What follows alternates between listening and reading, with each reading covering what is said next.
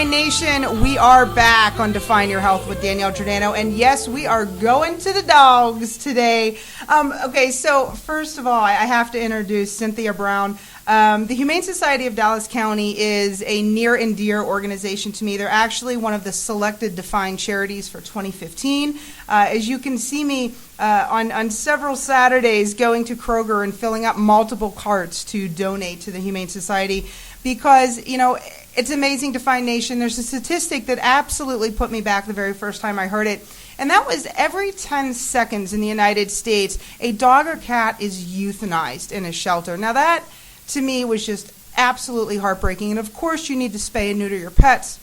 But the very special thing about the Humane Society of Dallas County is they are a no-kill shelter. That's something that is hard to find and something that is very, very, very precious to animal lovers all over the state of Texas, in Dallas, even some southern Oklahoma maybe. And, you know, it's a cool place. Dog and Kitty City is a very, very unique place. It just got a bit of a facelift and an update, if I'm not mistaken. Yeah. And it's just an awesome, awesome, awesome place. So, Cynthia, please tell us a little bit about the actual Dog and Kitty City first, if you can fill people in. We'll maybe take a bus tour there later. Okay. It started over about 20 years ago in a lady's house. It got too crowded, so she ended up buying a shelter. We have about 150 free-roam cats. Since we are a no-kill shelter, we don't keep them in cages because most of them are going to spend the rest of their lives there. We have cats ages 3 months to 15 years old. We have leased dogs. We have about 14 dogs, but we're just a living, caring shelter. It is amazing when you walk into Dog and Kitty City, the volunteers that are there just playing with the animals and the dogs that are in the back with toys in the cages. Of course, they always have ample supply of food and water, really comfortable beds. They really genuinely take care of the animals. You guys do. You genuinely care for them. How many volunteers would you guesstimate, unless you know exactly, that actually give their time to help these animals? There's probably maybe over 50 volunteers that come in weekly. We do have some volunteers that only come in once a month, but we do need more volunteers for the cats and dogs. Oh, and we are definitely going to tell you, Dfine Nation, how you can go and spend some time with the kitties and the doggies a little bit later.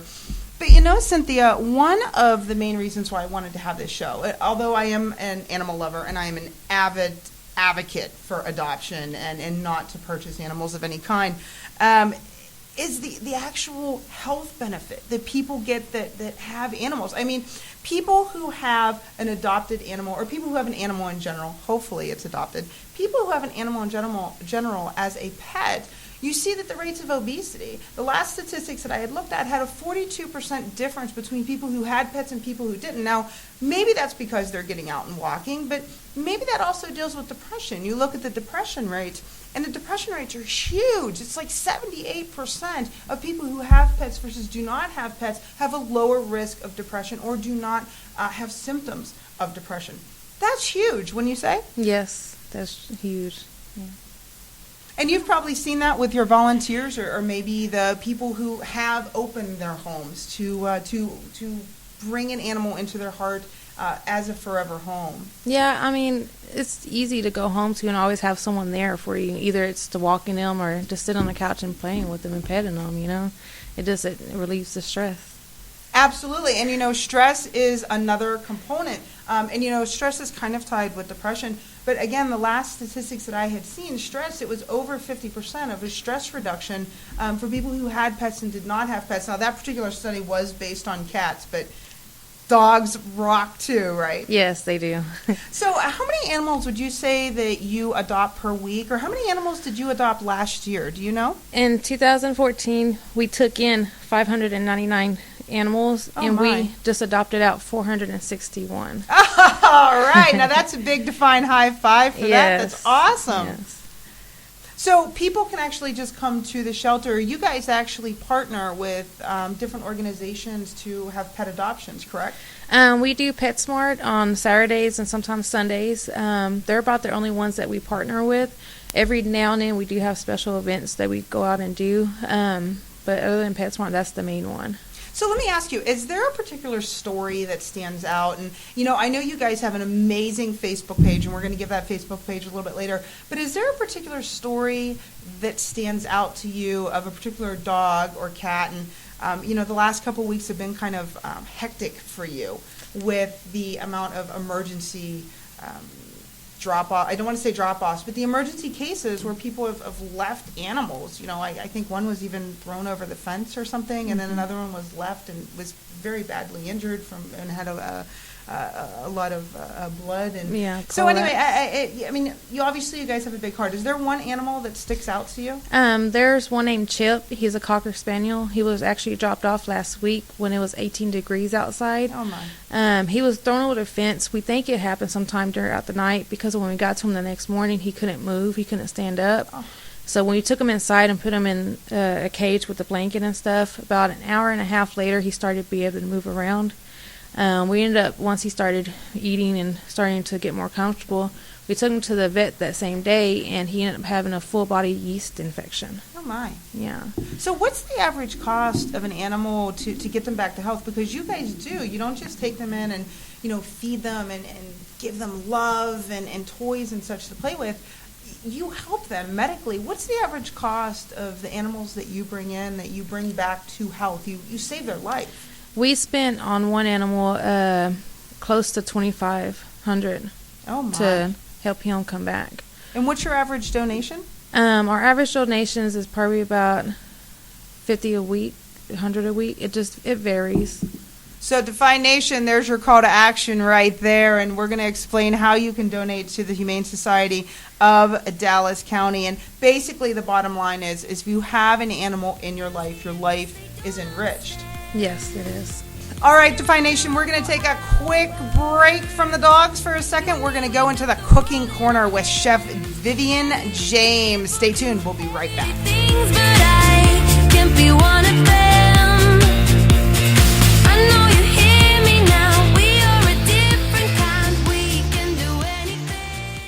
Trying to contain skyrocketing healthcare costs? There is an answer. Dfine offers a comprehensive wellness program that measures your employees' physical, mental, and nutritional progress, providing reports that help HR save your insurance aggregate big money. Dfine comes to you, bringing all the necessary workout equipment. And with Define's stress management program, your team will be healthier, refreshed, and focused. Every company that has tried Dfine is still a client. Find out why at defineyourhealth.com. That's the letter D, F-I-N-E, yourhealth.com. Hi, this is Jeff Lindegren with Great Western Home Loans. If you're thinking about relocating either across town or across the country, contact me and I'll be glad to put you in touch with a realtor and a professional loan officer that can help you. Contact me, Jeff at gwloans.com. That's Jeff at gwloans.com. Texas is the most recognized icon in the world, and what a treat to live in this beautiful state with all the talent and diversity that we have to offer. Please visit our website, texasbytexans.com. There you can be introduced to some wonderful talent. Everything is authentically made in Texas, from food to clothing to home to garden, and wait till you check out our musicians. Texas by Texans. It's the real deal. texasbytexans.com. We could be heroes.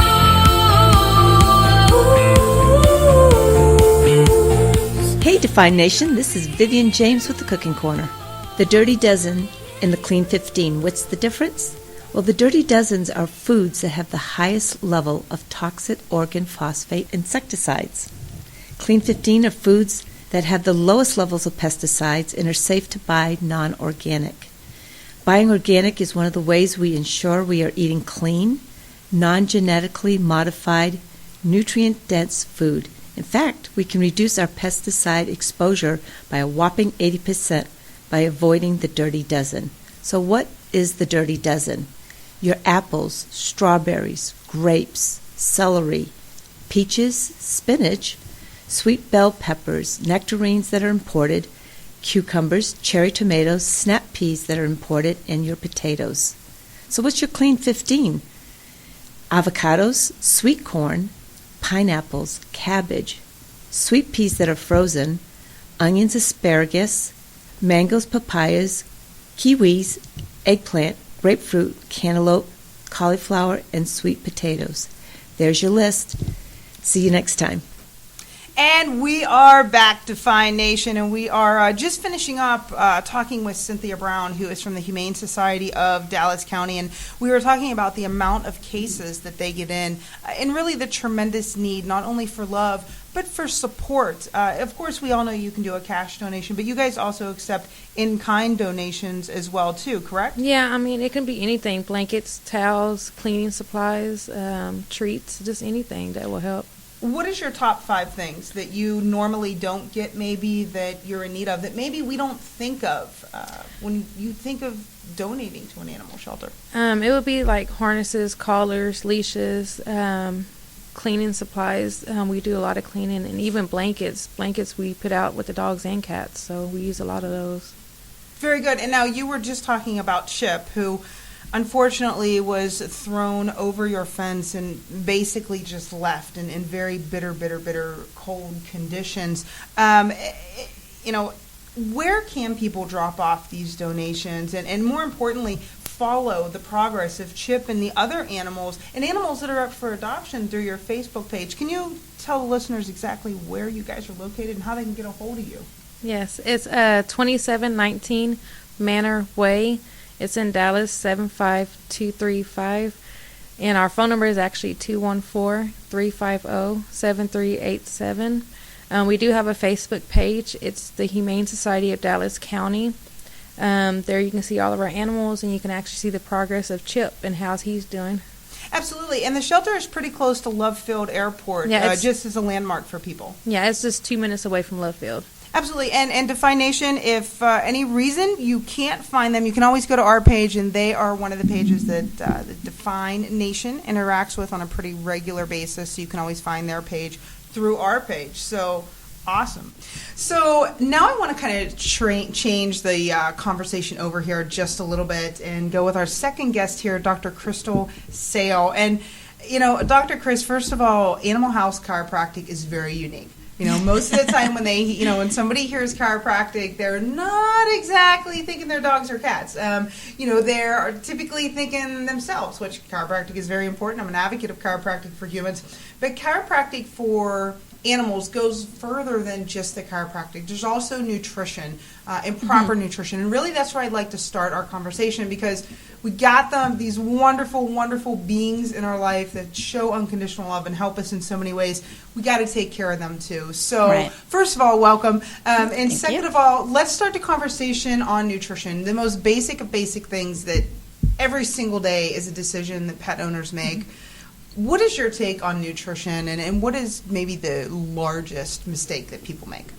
I think a lot of people kind of go for the cheap kibble. Whatever is cheaper, it's easier to give your animal. And there's a lot of poor quality meat that goes into that. It's not good. You want to go for the better quality. Cats, for instance, they really need a lot more protein than you don't want to give them a lot of vegetables and things like that. Whereas dogs, they're good with vegetables and all of that good stuff, but just better quality. Raw, obviously, is always better, but it's pretty expensive, and you have to have a really good quality, because if you're going raw, you want to make sure that it doesn't have the bacteria and all that other junk in it. So let's back up for just a second. So kibble, you're talking about any dry dog or cat food when you say kibble. Is that a particular brand? No, just any dry food. And what are the common types of meat? You said that it's very low quality, but what are the common types of meat that are actually in this kibble that we shouldn't be eating, or we shouldn't be having them eat? Oh my goodness, there you go. See, I told you we were going to the dogs today, guys. There you go. The chicken meal and anything with meal in the word, if it's not, if that's the first couple of ingredients in the list is some like chicken meal, beef meal, whatever kind of meal, that's not good. That's the junk. You want it to be something that you would eat yourself. And by junk, you mean like the cartilage, the bone, Yes. non-desirable. Well, those are good. parts. Those are good cartilage and bone. You do want those. Those do have a lot of good nutrition, but it's the things like chicken beak. It's pretty nasty byproduct. Something you wouldn't want to. Oh, okay. And then the difference between cats and dogs is cats essentially need more protein, is what I'm hearing you say. Yes, yeah. Because you have to think naturally they're going to eat a lot of mice and small animals like that, and so they're really not eating flesh. They get a lot of the flesh, the moist meat. The intestines and all that great stuff that cats bring and say, "Look, I love you. I brought Yes, you exactly. You a gift. I Yeah. brought you a gift." And then you mentioned on the wet food as well, what I call wet food, the raw food, I think is the term that you had used. So explain to people what exactly is raw food, because maybe there are some people out there that have never heard that term before. They've heard it for humans maybe, but not for animals. Raw food is it's raw food. So it's raw meat, and generally you grind it up into pieces. Generally there's some bone that's kind of ground up in there. You don't want chunks of bone, obviously. They can choke on that. But you grind it up really well, and they get that good nutrition out of it. It's better than cooking with people as well. You lose nutrients, and anytime you go more to what's with nature, you're doing better. Well, and this is one of the main reasons why I initially contacted you whenever, we found out that Cracker was very ill, and, we love him. He's a member of the family. He's one of our boys, and that's just what it is. And so I wanted to go the holistic route. Right. And immediately when I told you, we had the initial conversation, well, what does he eat and what's kind of going on? And I know, we're going to do this great promotion with Animal House Chiropractic that all you guys are going to be able to follow along with, not only on the show but on our Facebook pages, to see how Cracker is doing. One of the things was, you're like, well, what's he eating and how is this going? And I'm explaining everything, and you immediately said, okay, so there's some things that we need to change. And I was like, oh, okay. So of course you guys will all get to see what those changes are, but really the wellness aspect of really going the holistic route with your pet and with your animal. What benefits can people expect to see if they do take a holistic route with their animal instead of taking the pharmaceutical or big pharma route? Well, it's probably a little bit cheaper for one. Well, that's good. Yay. Okay, you just scored brownie points with everybody listening right now. Okay. Yeah, and drugs, animals are basically little people. It's kind of how I think of them. You really want to do the same things you would do for your children almost. Drugs are just not. They have a lot of side effects, and they're synthetic, and you don't want to put that kind of stuff into your bodies. So why would you do it for your pets? Very good point. So.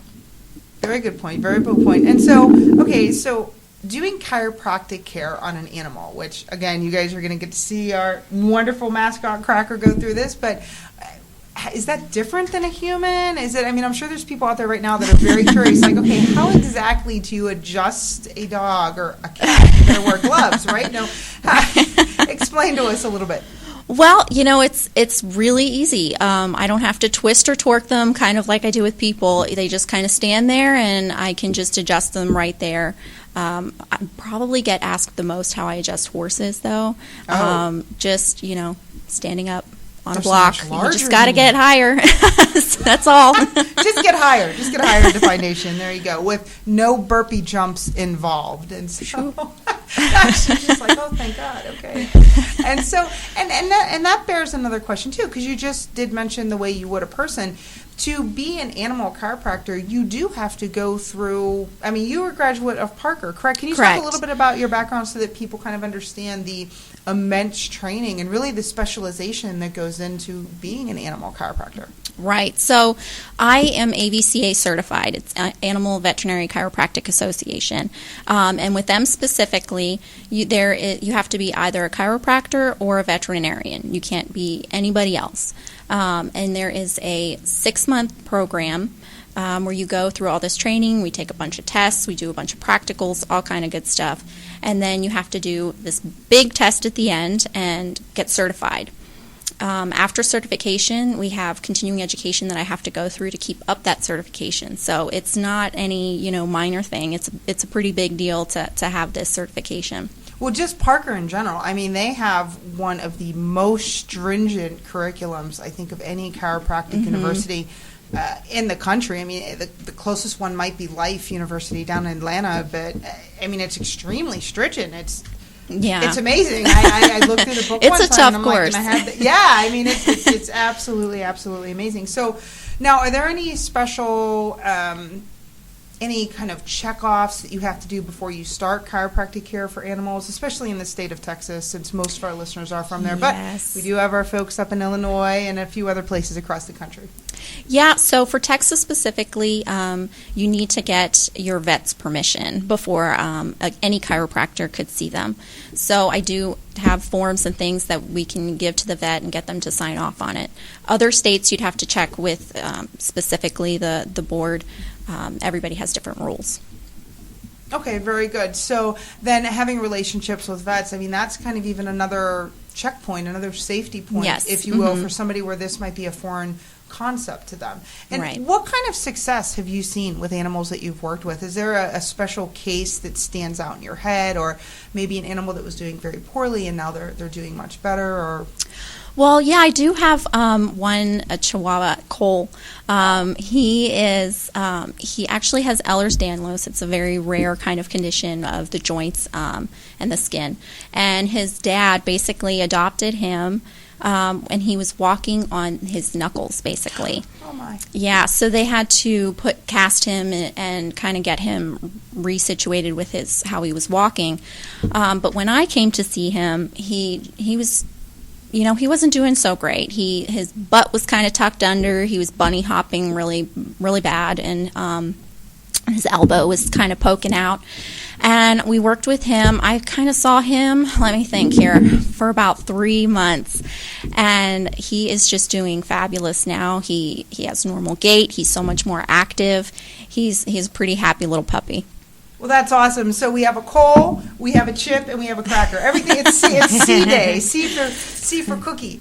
No, wait, protein cookie. No, Sesame Street, and Cookie Monster, and Cynthia and Crystal. and then Cynthia and Crystal. Apparently, I'm the oddball out here today. Well, CD, I'm right after you. Okay, so if folks have a little Cole of their own, or maybe an animal like Cracker that's having other issues, how do they get in contact with you, Crystal? Well, they can go to my website at Animal House Chiro, Chiro, and just kind of check that out. You can email me, or you can call me, 972-251-0545, and I will answer. Very good, and I'm so excited to see what the next 12 weeks bring with Cracker. I know that everyone in Dfine Nation is going to be wanting to follow along too, so that's going to be absolutely awesome. And Cynthia, again, thank you for coming as well. And tell the folks one more time, what is your website and Facebook page again? The Facebook page is the Humane Society of Dallas County. Our address is 2719 Manor Way, Dallas, Texas 75235. And our phone number is 214-350-7387.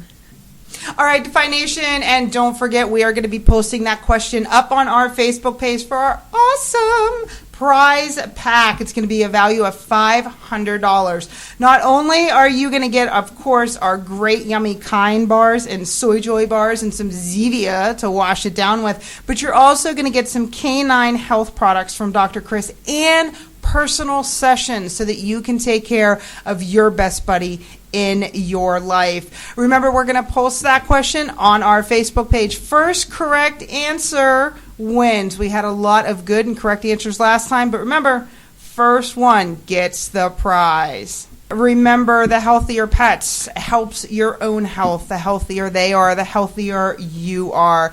Until next time, we're signing off, Dfine Nation. Have a great, great week. Big high five. And remember, motivated, dedicated, and always highly recommended. See you next time. Bye-bye.